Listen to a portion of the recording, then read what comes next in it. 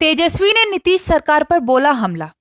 1 महीने के अंदर 19 लाख बेरोजगारों को रोजगार नहीं मिला तो सड़कों पर होगा जन आंदोलन। नेता प्रतिपक्ष तेजस्वी यादव ने सोमवार को नीतीश सरकार पर एक बार फिर से हमला बोला है। तेजस्वी यादव ने कहा है कि यदि 1 महीने के अंदर बिहार में 19 लाख बेरोजगारों को रोजगार नहीं मिला तो हम सड़कों पर जन आंदोलन करेंगे। बिहार विधानसभा चुनाव के बाहर पत्रकारों से बातचीत करते हुए तेजस्वी यादव ने कहा है कि नीतीश कुमार भीष्म पितामह हैं। 15 साल में 60 बड़े घोटाले हुए हैं। भ्रष्टाचारियों का बचाव करना नीतीश कुमार की फितरत है। तेजस्वी यादव ने भ्रष्टाचार को लेकर जदयू के कार्यकारी प्रदेश अध्यक्ष और कैबिनेट मंत्री अशोक चौधरी पर तंज कसा है। उन्होंने ट्वीट कर कहा कि जदयू के कार्यकारी अध्यक्ष और मंत्री अशोक चौधरी की पत्नी पर बैंक से करोड़ों की धोखेबाजी का आरोप है और सीबीआई जांच कर रही है, कोर्ट में केस है। फिर भी अशोक चौधरी कहते हैं बीवी का भ्रष्टाचार नॉट अ बिग डील। एक अन्य ट्वीट में उन्होंने चुनाव को लेकर फिर सवाल खड़ा किया। तेजस्वी यादव ने कहा कि मॉक पोल से जुड़े कागजात स्ट्रांग रूम में होने चाहिए थे, मगर वो रास्ते में पड़े मिले। कहा कि चुनाव आयोग को इस घटना की गहन पड़ताल कर दोषियों को नौकरी से बर्खास्त करना चाहिए। उन्होंने कहा कि अगर ऐसा नहीं होता है तो फिर चुनाव कराने की रस्म अदायगी क्यों? तेजस्वी यादव रविवार शाम दिल्ली से पटना पहुंच गए। वे सोमवार से शुरू हो रहे विधानसभा सत्र में शामिल होंगे। देखिए पूरी वीडियो। सदस्य हैं सबको शुभकामनाएं और आज शपथ ग्रहण समारोह था जिसमें सभी विधायक को चुन कर उन्होंने शपथ ली। और आप सब लोगों को पता है कि जनता के जनादेश दिए चुनाव आयोग ने नतीजे सुनाए, फिर भी सब लोगों को शुभकामनाएं। जनता ने बदलाव के लिए अपना मत दिया था, चुनाव किया था। भ्रष्टाचार को लेकर के चाहे ब्लॉक थानों में हो या मंत्रालय में हो या नीतीश कुमार जी के साथ साथ बड़े घोटाले हो, बेरोजगारी के मुद्दे पर, महंगाई के मुद्दे पर लोगों ने वोट किया। आपने देखा होगा कि हम पहले से ही कई बार हम कहते रहे हैं कि नीतीश कुमार जी जो है वो भीष्म पितामह है भ्रष्टाचार, और उन्होंने चोर दरवाजे से फिर एक बार सरकार बनाने का जो काम किया वो भी जानते हैं और देश की जनता भी जानती है कि कैसे उन्होंने सरकार बनाया। लेकिन सरकार में आने के बाद फिर भी उन्होंने वही काम किया जिसके लिए नीतीश कुमार जी माने जाते हैं। 60 बड़े घोटाले 15 साल में जो उन्होंने किया, और हम लोग लगातार आरोप लगाते रहे कि भीष्म पितामह भ्रष्टाचार की इसलिए क्योंकि जितने भी गुनहगार हैं, भ्रष्टाचारी हैं, उनको संरक्षण देना और बचाव करना ये नीतीश कुमार जी की पुरानी फितरत है। और आप लोगों ने देखा होगा, ये कोई मेरी बात पर तो मोहर लग रहा है जब आईएएस अधिकारी लिख कर रहे हैं चिट्ठी। कई अधिकारियों ने, आईएएस अधिकारियों ने जो जांच करता है उन्होंने तो खुले तौर पे चिट्ठी में लिखा है कि नीतीश कुमार जी चाहे कितने भी बड़े अपराध या घोटाले हुए हैं उनको नीतीश कुमार जी ने संरक्षण दिया है। ये सिर्फ मैं ही नहीं कह रहा बल्कि आईएएस अधिकारी भी आप कह रहे हैं। सरकार बनते ही उन्होंने शिक्षा मंत्री जो बनाया, जो चर्चित भ्रष्टाचार नियुक्ति घोटाला में जो शामिल रहे हैं, उनको उन्होंने शिक्षा मंत्रालय जैसी अहम जिम्मेदारी देने का काम किया। जिस दिन ऑफिस ज्वाइनिंग होती है उस दिन उनका रिजिग्नेशन आता है और फिर एक नए शिक्षा मंत्री को जिम्मेदारी दी जाती है, एक नए व्यक्ति को जिम्मेदारी दी जाती है जिसके कार्यकाल में खुद भी घोटाले हो रखे हैं और जिनकी पत्नी के ऊपर सीबीआई जांच चल रहा है जो कि सुप्रीम कोर्ट में मैटर। हम तो चाहेंगे कि बिहार बदहाल इसलिए है क्योंकि नीतीश कुमार जी लगातार जो लोग खजाने लूटने वाले लोग हैं उनको इन्होंने बढ़ावा दिया और संरक्षण किया, जांच के नाम पे भी।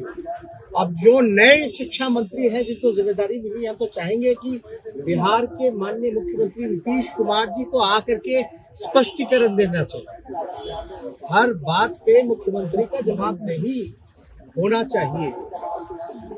चाहे जो भी घटना ये फैसले लिए गए, ये मुख्यमंत्री का फैसला। मंत्रिमंडल का गठन करना, मेवालाल को मंत्री बनाना, ये मुख्यमंत्री का फैसला। तो मुख्यमंत्री के मुंह में दही क्यों जमा रहता है, ये बिहार की जनता जानना चाहती है। 60 घोटाले होने के बाद इनको पूरी तरीके से मुख्यमंत्री आए और नए जो शिक्षा मंत्री बने हैं उनके परिवार के ऊपर क्या गंभीर आरोप है, इसके लिए भी उनको स्पष्टीकरण देना चाहिए।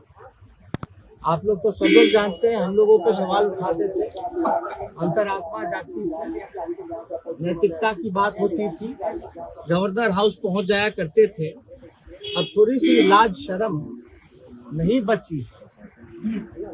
जनता ने अपना जनादेश दिया, चोरी से आए तो भी तीसरे नंबर की पार्टी रहकर रह गए। और अद्भुत है देश में, ऐसा कोई पार्टी होगा जो तीसरे नंबर पे जिसका मतलब, यानी ये जनादेश साफ तौर पे जो लोग कहा करते थे कि हमारे बलबूते आए हैं विधानसभा, हम नहीं रहते तो जीतते नहीं, तो आप इसका जवाब जनता देते। तो आप लोग इतना भी कुछ भी षड्यंत्र रचा गया हो, लेकिन राष्ट्रीय जनता दल सबसे बड़ी पार्टी उभर कर के आई, सिंगल लार्जेस्ट पार्टी, और लगभग 23.5% से भी ज्यादा वोटे, जहां बीजेपी को 19% वोटें आई, वहां राष्ट्रीय जनता दल को 23.5% वोटें आई। इतना भी जोर जबरदस्ती किया गया हो, षड्यंत्र रचा हो, फिर भी हम लोग जो है 75 सीटों पर जीतने का काम। तो हम लोग तो चाहेंगे कि दर्जनों ऐसे मंत्री हैं जिनके ऊपर भ्रष्टाचार और कई संगीन आरोप लगे हैं। आपने देखा होगा कई ऐसे लोग जो बालिका गृह में लिप्त पड़े थे, उनको भी इस वक्त जो है संरक्षण दिया गया।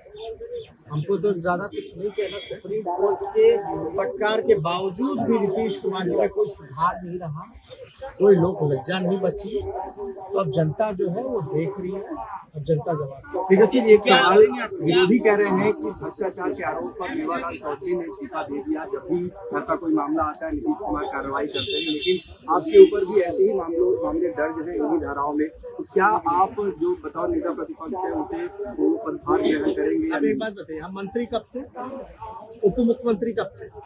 2015 से क्या मेरा उप मुख्यमंत्री रहते हुए में कोई गंभीर आरोप लगा है? ये तो तब के पॉलिटिकल वेंडेटा, राजनीतिक षड्यंत्र वाले केसेस हैं जब मेरा मूछ नहीं था। तो ये तो जग जाहिर है ना। और हमने तो कई बार कहा है, और पिछले ही विधानसभा में पिछले सेशन का जो रहा, अब तो हम पहला व्यक्ति है जो कहता रहा कि भाई जल्दी चार्जशीट करो, जल्दी चार्जशीट करो। तो हम तो लगातार कहते रहे, और मामला को डाइल्यूट करना, जो ईमानदारी से जनता के सवाल को उठा रहा है, जो जनहित के मुद्दों को उठा रहा है, जो असल मुद्दे हैं, जो जनता के लिए लड़ाई लड़ रहा है, ये तो चाहते हैं ऐसे लोगों को बदनाम करना। और ये तो इनकी पॉलिसी रही है, पॉलिसी नहीं बल्कि वर्किंग स्टाइल रहा है कि भाई लोगों के मन में एक गलत परसेप्शन, एक धारणा पैदा की जाए। लेकिन आप बताइए, हमारे खिलाफ तो किसी IAS अधिकारी ने नहीं बोला। हम तो चैलेंज करते हैं मुख्यमंत्री को, भैया हम 18 महीने उप मुख्यमंत्री रहे, 3 डिपार्टमेंट रहा, एक आरोप सिद्ध कर दो। सुशील मोदी जी कहाँ रह गए, क्यों नहीं सिद्ध कर पाए? तो उनको बयानबाजी के लिए वो कुछ भी स्टेटमेंट दे दे, वो सब जानते हैं। तो लेकिन नीतीश कुमार की कोई जिम्मेदारी होगी कि नहीं होगी बिहार के मुख्यमंत्री? उनकी जवाबदेही है कि नहीं है जनता के प्रति? जोर जबरदस्ती जैसे तैसे जो भी बने हो, अब लेकिन बन गए हैं तो जवाब तो देना उनका फर्ज बनता है। और ये तो अद्भुत है, आज हमारा शपथ है, शपथ से पहले इस्तीफा मांग रहे हैं। देश में पहली ऐसी घटना है जहां विपक्ष से इस्तीफा मांगा जा रहा है। इससे ज्यादा हास्यास्पद और क्या हो सकता है। पहली विकेट आपने गिरा दी है इस सरकार की, और आगे कितनी विकेट गिराएंगे? देखिए, हमने सरकार चोर दरवाजे से आई, पुराना इतिहास भी चोर दरवाजे का है, इस बार भी चोर दरवाजे से आई है। जनता ने जो जनादेश दिया, महागठबंधन की जीत हुई है। फिर भी जो भी हमारी जिम्मेदारी है, रोजगार बेरोजगारी को लेकर हम लोगों ने चुनाव लड़ा था। हम एनडीए गवर्नमेंट को, बीजेपी के और विपक्ष को चैलेंज करते हैं और चुनौती देते हैं। अगर आपने एक महीने के अंदर अगर आपने 19 लाख रोजगार, तो जो जनता ने हमें 1.5 करोड़ से हम ज्यादा, लगभग 1 करोड़ 24 लाख के आसपास जो मत मिला है, उनके साथ हम लोग सड़कों पर मिले। भले ही जनता का जो जनादेश है, जिसकी उन्होंने हाईजैक करने का काम किया, लेकिन ये हम लोगों को सड़क पर आने से नहीं रोका। हमारी लड़ाई, हमारी जिम्मेदारी है।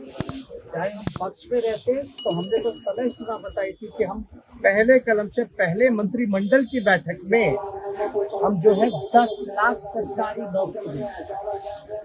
लेकिन बीजेपी के लोगों ने ना तो तारीफ ना तो समय रखो। अब जनता इंतजार नहीं करेगी।